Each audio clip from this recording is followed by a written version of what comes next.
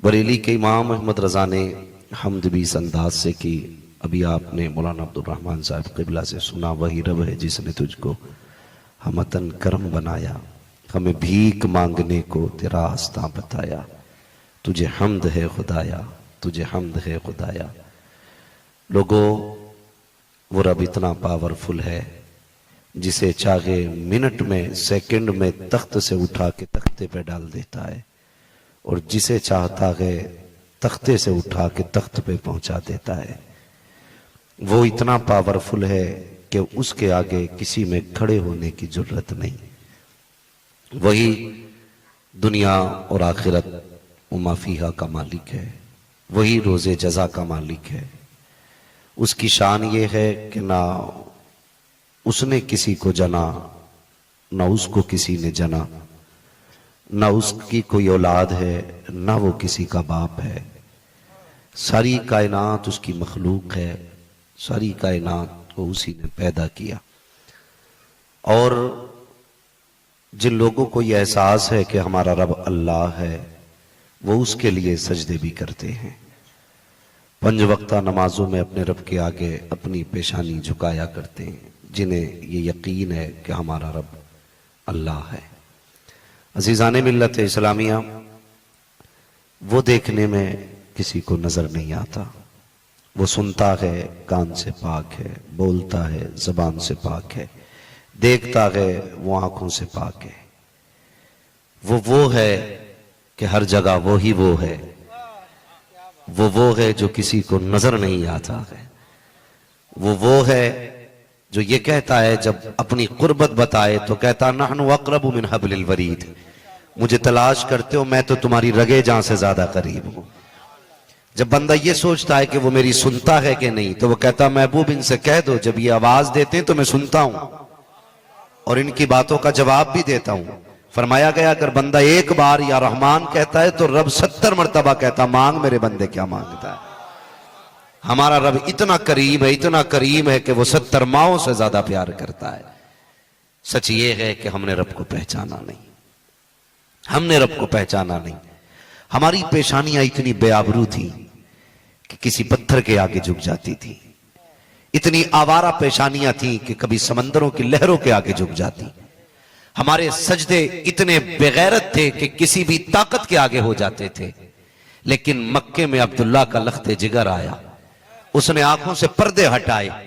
जब लोग सूरज को पूज रहे थे, उसने इशारा करके मकाम सहबा में लौटाया और कहा लोगों सूरज तुम्हारे लिए है, तुम सूरज के लिए नहीं हो। फिर जब देखा लोग दरख्तों को सजदा कर रहे हैं, उसने इशारा किया, दरख्त उखड़ के खुद आ गए। महबूब ने कहा तुम्हारे लिए दरख्त है, तुम दरख्तों के लिए नहीं हो। कोई चांद की चांदनी को झुक रहा था तो मेरे नबी ने ना पालने में लेट करके इशारा किया और उसका खिलौना बना के जमाने को दिखाया। कहा तुम चांद के लिए नहीं हो, चांद तुम्हारे लिए है। तुम चांद के लिए नहीं हो, चांद तुम्हारे लिए है। बरेली के इमाम ने यही तो कहा था, चांद झुक जाता जिधर उंगली उठाते महद में, क्या ही चलता था इशारों पर खिलौना नूर का। उसने कायनात बनाई, उसका शुक्र है। बड़ी नेमतें उसने दी, माँ बाप दिए, परिवार दिया, खानदान दिया, रिश्ते दिए, कितना बड़ा कर्म किया। यकीन करें कोई चीज उसने फजूल दुनिया में पैदा नहीं की है। अगर उसने परिंदे ना बनाए होते तो दुनिया में जी नहीं लगता। जंगलों में हरियाली तो होती, खुशहाली नजर नहीं आती। जंगलों को जो खुशहाली बख्शते हैं ना, वो परिंदे होते हैं। आप तन्हा हैं, कहीं बुलबुल का तरन्नुम, कहीं कोयल की कूक, कहीं चिड़ियों के वो नगमे, जंगलों में भी दिल लगता है। ये किसने बनाए? ये रब ने बनाए। ये उसकी कारीगरी आप देखिए। लोग अच्छी आवाज पैदा करने के लिए कितने सुरतार बनाते हैं, लेकिन कभी उसने झरनों से ऐसी आवाजें निकाली कि लोग बैठ जाएं तो उठने को जी नहीं चाहता है। ये कौन है? ये किसने बनाया? ये कहना पड़ेगा सिर्फ हमारा रब है। एक तस्वीर बनाने के लिए आपको दीवार की जरूरत होती है, कलर की जरूरत है, पेंट की जरूरत है। आप एक मकान बनाइए, एक मकान बनाने के लिए ईंट अलग से लेने पड़ेगी, सीमेंट अलग से लाना पड़ेगा, राड सरिया अलग से लाना पड़ेगा, सीमेंट गिट्टी मोरम अलग से लाना पड़ेगा, लेकिन उस रब की कारीगरी पे कुर्बान जाए जिसने पानी के एक कतरे से 6 फीट का इंसान बना दिया, लेकिन हड्डी अलग से नहीं मंगाई, बाल का मटेरियल अलग से नहीं मंगाया गया, उसी पानी से खून पैदा किया, उसी पानी से गोश्त बनाया, उसी पानी से ये खूबसूरत जिस्म बनाया, उसी पानी से मजबूत आजा बनाए।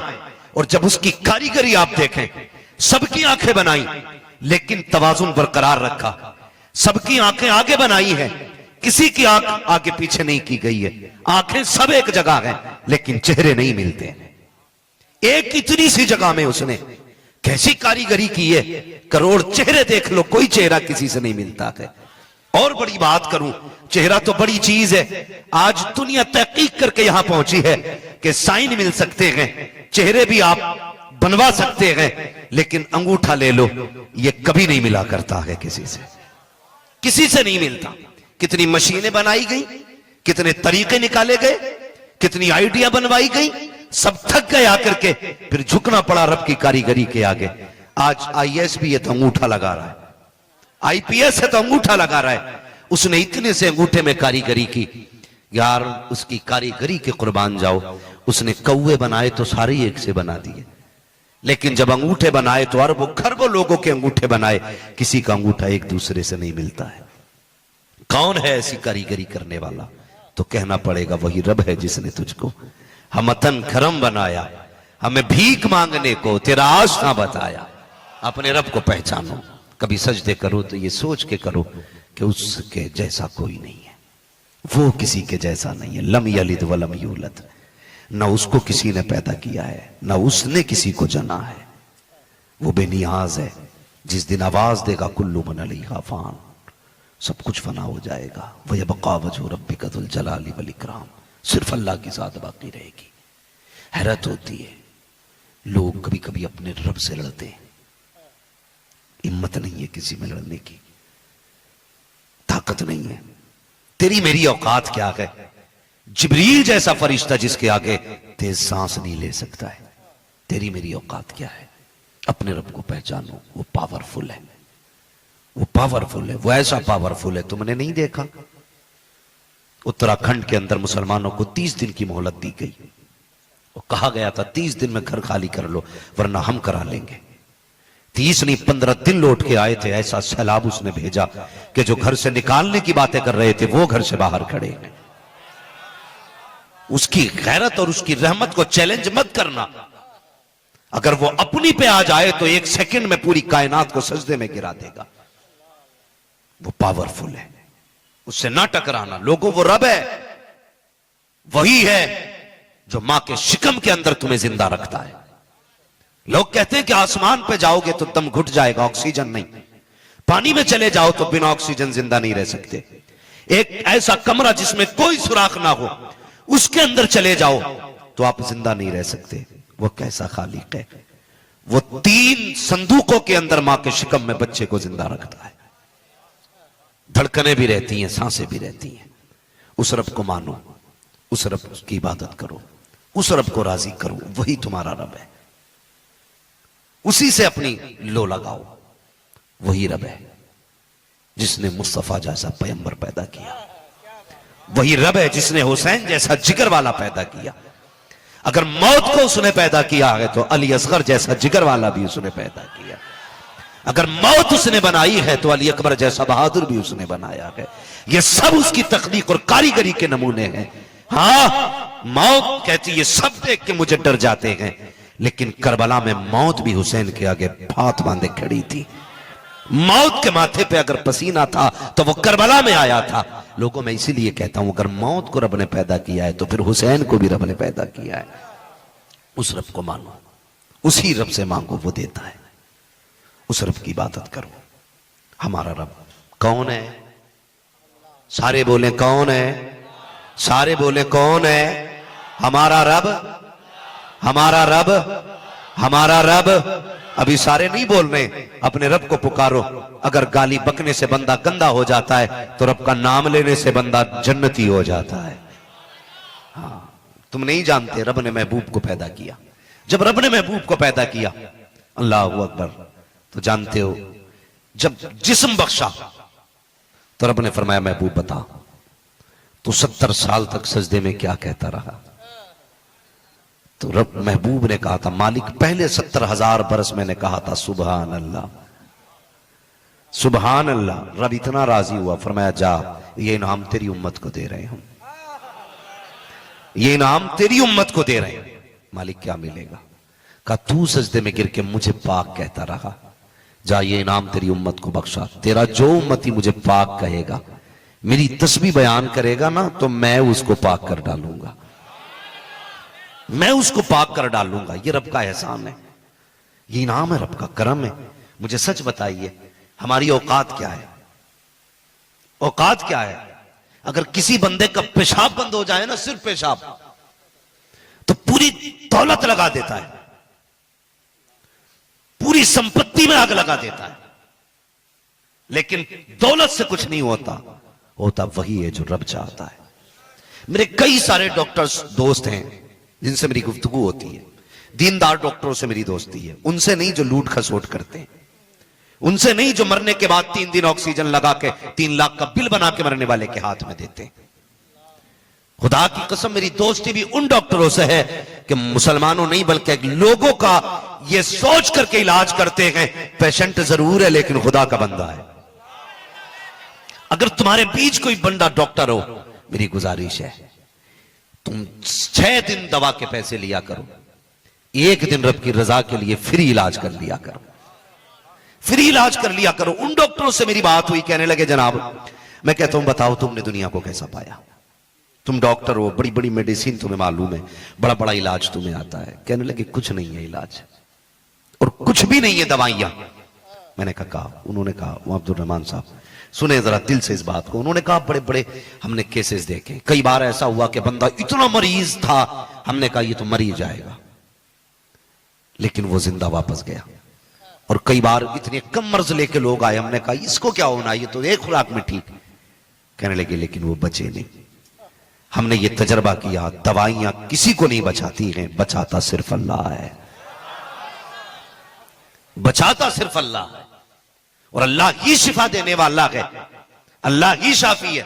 मेरा तो अपना मिजाज है, मैं उस डॉक्टर से दवा नहीं लेता हूं जो ये कह दे कि 2 खुराकों में फायदा हो जाएगा। मैं तो दवा भी उससे लेता हूं जो ये कहता दवा मैं दे रहा हूं, शिफा अल्लाह देगा। और कभी ऐसे डॉक्टर से तुम दवा मत लेना जिन्हें अपनी दवाओं पे नाज है, उससे दवा लेना जिसको अपने खुदा पे नाज है। इसलिए कि दवाइयां कुछ नहीं होती, सारे फैसले खुदा के होते हैं, सारे फैसले खुदा के होते हैं। वो रब बड़ा करीम है, वो बड़ा करीम है। उससे रिश्ते जोड़िए, उससे मोहब्बत करो, उससे प्यार करो, उसके लिए कुछ दे के तो देखो यार, कुछ दे के तो देखो। हम उसे वक्त नहीं देते, हम उसका तज़किरा नहीं करते। एक बार उसके होके तो देखो, फिर वो कितना देता है। आवाज आती हम तो माइल बकरम है, कोई साइल ही नहीं, राह दिखलाए किसे रह रवे मंजिल ही नहीं। मांगो ना हमसे, अभी ये रात गुजर रही है, वो तो आवाजें दे के कहेगा मांगो उठ के लोगों, जिसे मुझसे दौलत चाहिए वो दौलत मांग लो, जिसे इज्जत चाहिए वो इज्जत मांग ले, जिसे औलाद चाहिए औलाद मांग ले, जिसे शिफा चाहिए शिफा मांग ले। लेकिन मांगता कौन है? कौन मांगता है? हम तो 10 बजे सो के उठते हैं, आदत है हमारी 3 बजे तक गेम खेलेंगे मोबाइल में, सुबह को 11 बजे सो के उठेंगे, फिर दुकान खोलेंगे। कह रहे बरकत नहीं हो रही, होगी कहां से, होगी कहां से? क्या ही अच्छा होता तू फजर में उठता, 8 सजदे करता अपने रब को, और हाथ उठा के कह देता मालिक रज़ाक भी तू है, खालिक भी तू है, मालिक भी तू है। दुकान पे जा रहा हूं, ये मेरा करना है, रिस्क तू देगा। ये कह के मस्जिद से निकल, खुदा की कसम खा के कहता हूं किसी तावीज की जरूरत नहीं पड़ेगी। तू दुकान में बाद में पहुंचेगा, तेरा रिस्क दुकान पे पहले पहुंच चुका होगा। अकीदे मजबूत करो, हमारे अकीदे कमजोर है, अकीदे कमजोर। वो किसी बंदे ने ना एक अंदर कोने में दुकान रखी, कोने के अंदर किसी ने कहा कि यार यहां दुकान रखी है चलेगी? होता है ना, ये फ्रंट की दुकान ले, जहां भीड़ अच्छी होती है दुकान अच्छी चलती है। तो उसने कहा यार क्या बात है, कहा इतनी अंदर दुकान रखी है चलेगी नहीं। उसने एक सवाल किया, उसने कहा बता यहां मौत का फरिश्ता आ सकता है कि नहीं? समझ गए आप लोग? अगर समझे तो बोले फिर सुभान अल्लाह। उसने कहा यहां मौत का फरिश्ता आ सकता है कि नहीं? उसने कहा मौत का फरिश्ता कहां नहीं जा सकता, वो तो जलसे में भी आ सकता है ना। है यही सोच के सुभान अल्लाह बोल दो, कहीं आखिरी ना हो। हाँ, बोलते रहा करो। क्या बोलना है? माशाअल्लाह, ये शुक्र अदा करो आपको आगे जगह मिल गई है, वरना मेरे कई भाई पीछे खड़े हैं। आज मजबूरी है, इतना इंतजाम बारिश की वजह से नहीं कर सके कि सारे लोग बैठ जाते, और ये भी रब की मर्जी है। रब की मर्जी में अब्दुल रहमान साहब कह रहे बारिश बहुत है।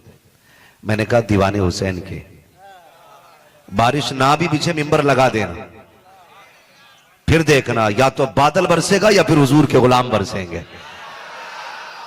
दो ही बातें होनी थी। और जो इसकी गरज है ना, ये अपनी जगह है।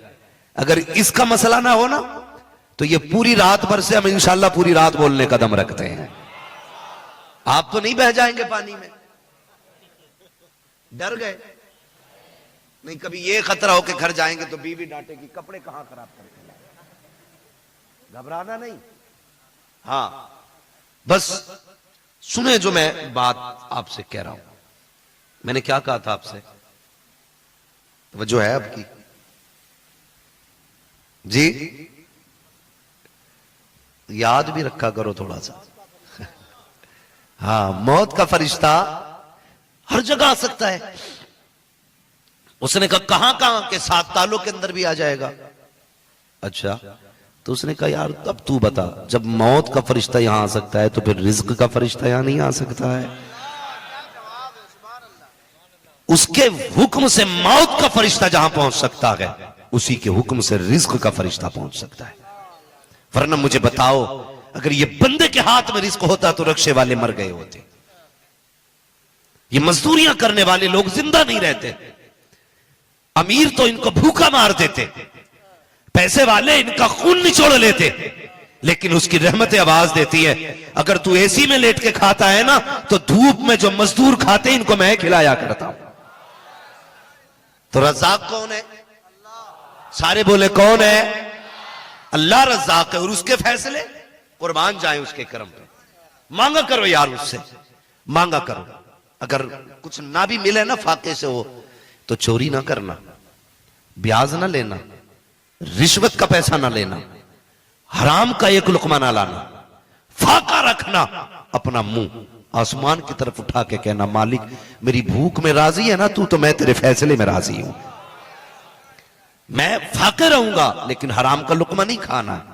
इतना अपने रब से कह देना, फिर देखो वो रिज्क के दरवाजे कैसे खोलता है। वो कैसे खोलता है रिज्क के दरवाजे। अकीदे कमजोर हो गए हमारे, अकीदे, भूख लगती है ना तो नीयत खराब होती है, या तो हाथ फैला दिया, ये भी नहीं हुआ तो जेब काट ली, चोरी कर ली, रिश्वत, ब्याज, क्या क्या ना किया हमने पेट के लिए। वो तो रज़ाक है, खुदा की कसम करीम है। वो अकीदे देख के रोजी नहीं देता है, वो इतना बड़ा रज़ाक है कि वो धर्म मजहब देख के रोजी नहीं देता। उसका वादा है हर चलने फिरने वाले को रोजी हम देंगे। और वो वादे में कितना सच्चा है, कितना सच्चा है। अल्लाह के खलील है, आदत करीमा आपकी कि कभी बिना मेहमान के नहीं खाते थे।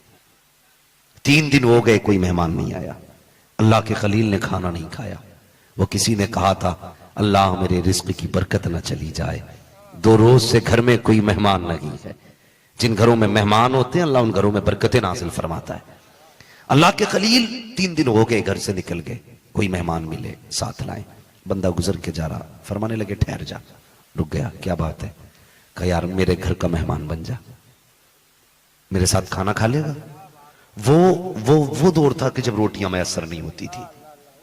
आज इतनी कसरत है खाने की कि हम इज्जत नहीं करते।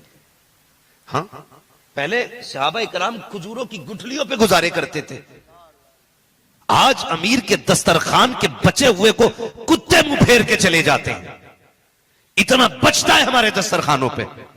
यार फेंकना, अगर ज्यादा बना है किसी गरीब का हाथ पकड़ के दस्तरखान पे बिठा ले। हो सकता है तेरे घर के दस्तरखान से किसी गरीब के पेट में ठंडक पड़ जाए। हम तो रोजी की कदर नहीं करते, हम तो अल्ले तल्ले से बर्बाद करते। हमें तो उसके दी हुई रिज्क की कदर नहीं है। और यार उनसे पूछो जिनके घर में गरीबी है। वो तुमने नहीं सुना, वो किसी की बेटी ने रोजा रख लिया, लेकिन घर में इफ्तार के लिए पानी के सिवा कुछ ना था। बेटी बेटी होती है, कहने लगी अब्बा मेरा पहला रोजा है। हर किसी अमीर का मामला यह है, जब बेटियां रोजा रखा करती है ना तो बाप इफ्तार के इंतजाम करता है। बाप गरीब था, बेटी ने इतना कहा गर्दन झुक गई, सोचने लगा क्या करूं। पता किया शहर में किस अमीर के घर की तरफ से आज इफ्तारी का ऐलान है। अल्लाह अकबर, पता चला फला अमीर ने इफ्तार का ऐलान किया है। अपनी बेटी को साथ लेके चला। बेटी ने कहा था बाबा कहां लेके जा रहे हो? कहा बेटी तेरे रोजे की खुशी में फला शख्स ने इफ्तार का इंतजाम किया है। बाप भी बड़ी गैरत वाला होता है, अपनी अना का सौदा नहीं करता है। बेटी को लिया, साथ पहुंच गया उस अमीर के दरवाजे पर, बेटी को बैठाए रखा। बेटी को पता नहीं था हो क्या रहा है। खुदा की कसम इफ्तार का वक्त आया, बच्ची ने इफ्तारी की। जब जाने लगी बेटी ने कहा था अब्बा ये इतना बड़ा एहतमाम किसके लिए? बाप की आंख में आंसू आए। कहा बेटी तेरे रोजे के लिए था। मैं कहना चाहता हूं और रमजान रमजान उम्रा करने वालों, हर साल बार बार शौक में जाने वालों, नाम पैदा करने के लिए मक्के मदीने में शामें गुजारने वालों, तुम्हें खुदा का वास्ता उम्रा करने बाद में जाना, रमजान में गरीब की इफ्तारी का इंतजाम कर जाना, किसी गरीब की सहरी का इंतजाम कर जाना। दावे के साथ कहता हूं मक्के के अंदर हरम में बैठ करके ज़मज़म से इफ्तार करने में वो नेकी नहीं मिलेगी जो तेरे दिए हुए पैसे से गरीब की इफ्तारी से अल्लाह तुम्हें नेकी अता फरमा दे। अल्लाह, नारे तकबीर, नारे रिसालत, जिक्र इमाम हुसैन मसलक आला हजरत, नारे तकबीर, नारे रिसालत।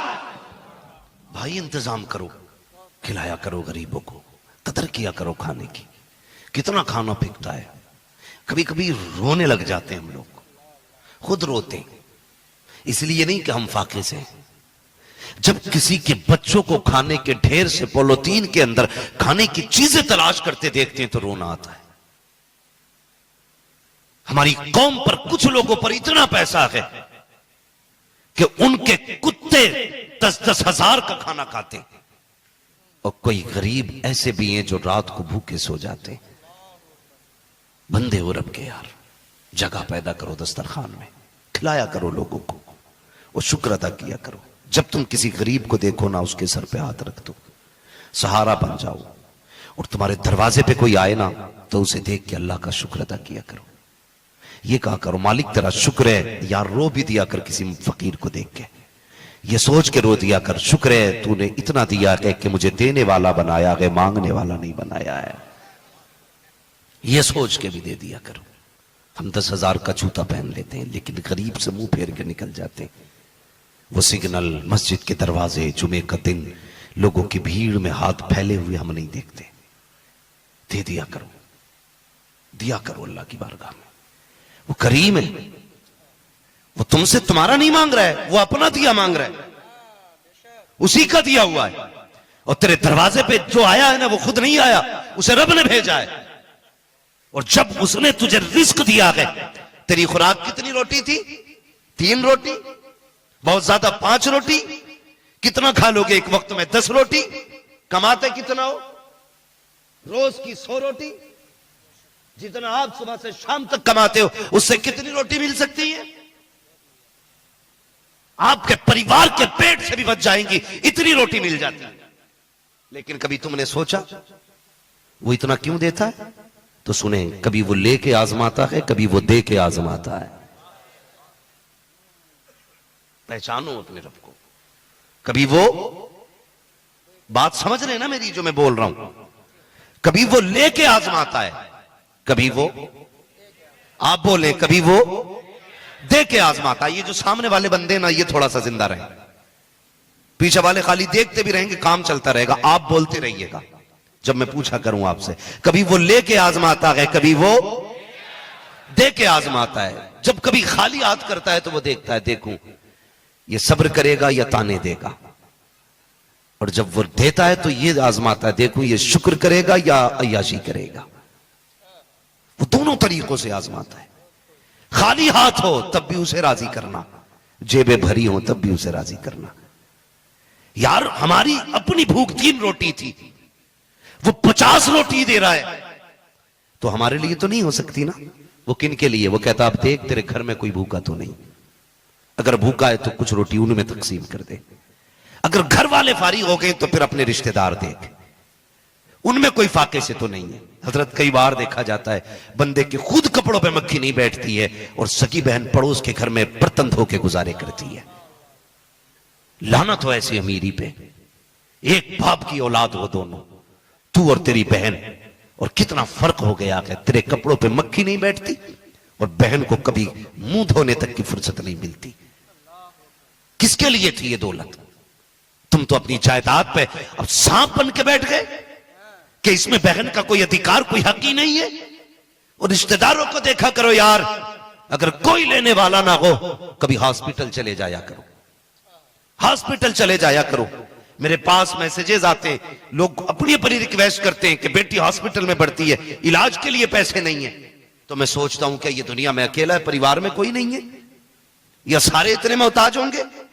मैं जानता हूं रब ने सबको बराबर बराबर नहीं रखा है, किसी को कम दिया है, किसी को, ये उसके फैसले। एक भाई कलम से लाखों कमा लेता है, दूसरा सगा भाई है जो ठेला लगा के बाजार में खड़ा रहता है।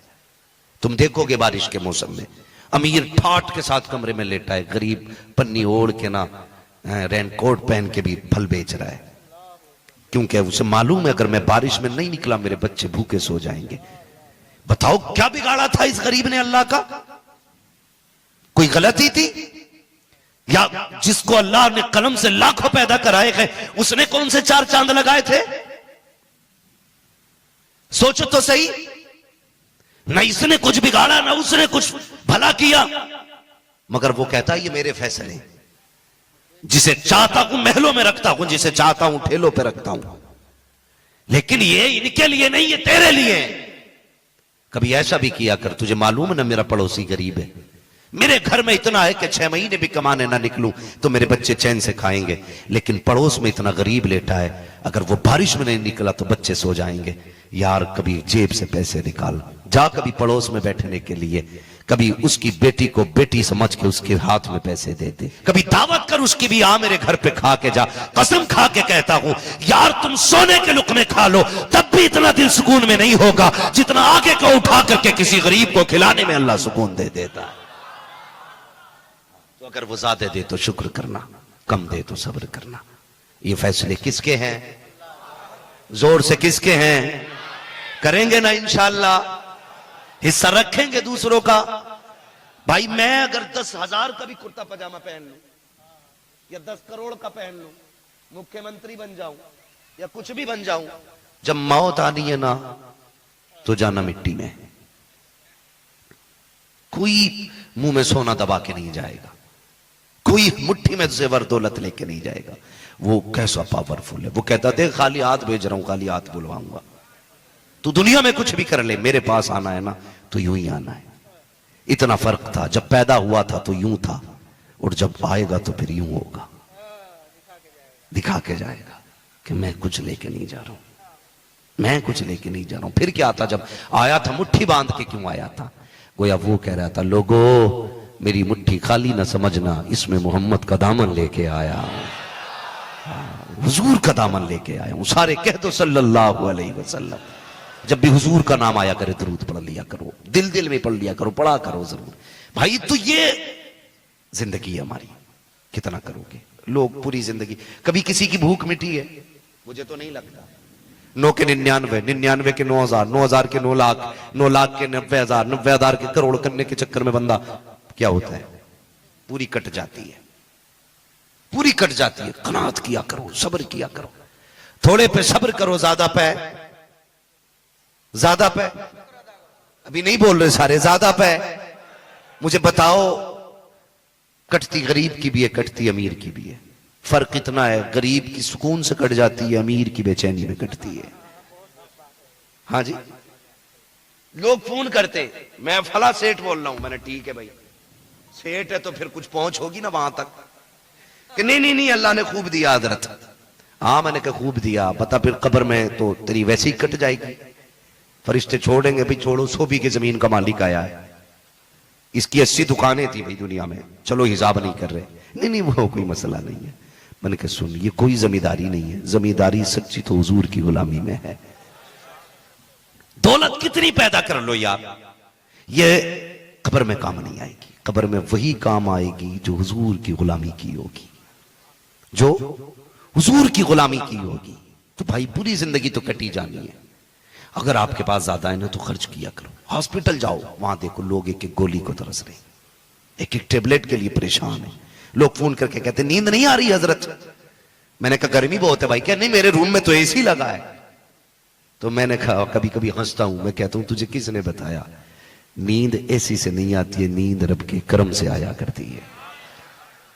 किसी की हाय ना ले, किसी की बद्दुआ ना ले, फिर लेट के देख अल्लाह तुझे पत्थरों पे नींद अता कर देगा।